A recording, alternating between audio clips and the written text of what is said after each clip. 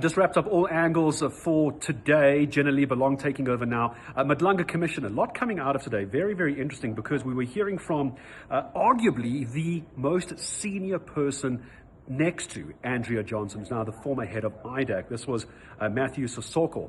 He's the head of investigations and operations. Essentially, he was the guy that was advising Andrea Johnson. It was part of his job description to advise Andrea Johnson on the operations of investigations, the logistics around this.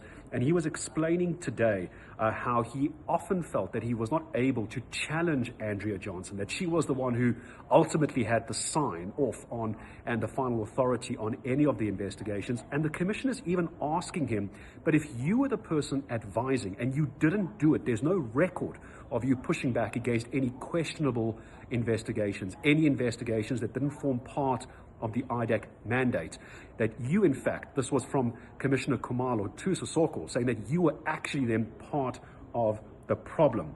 And a very big issue. You can imagine what the retaliation to that is going to be, the reaction to that as far as IDAC is concerned. And as we stay with the Madlanga Commission, we didn't actually take this to air, but very important story.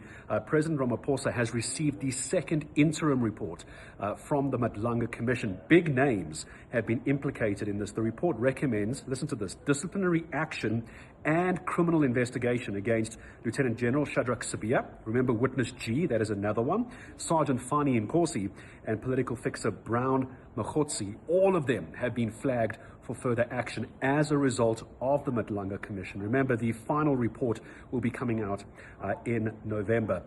Big court case today, and Julius Mkhwanazi also did appear at the Madlanga Commission, of course, remember, but today he was actually appearing in court along 4 co-accused. Now, this has got to do with the murder of Brakpan residents. You'll know the name. It's come up many, many times. Emmanuel Mbense, back in 2022.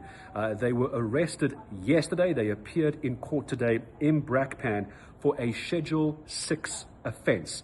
But what we saw today was the bail application on the Schedule 6 offence. But it was Julius Mkhwanazi's lawyer who was saying that really, if anything, his client was an accessory after the fact, and it should be a Schedule 5 offence. So they were going backwards and forwards. What's now happened is that bail application for all of the accused in the Mbense murder trial, the bail application has been postponed to the 13th of August. It was heartbreaking, though, because you actually saw Mbense's mom and brother inside the court as well. You could see what a trying time it's been for all of them. So Slundelo Sabata will have that full report for you later in the evening. All right, so plenty coming up, of course, throughout the day. Look out for Jenna Belong on DSTV channel 403. If you missed any of these stories, head over to eNCA.com. Thanks for watching. See you tomorrow.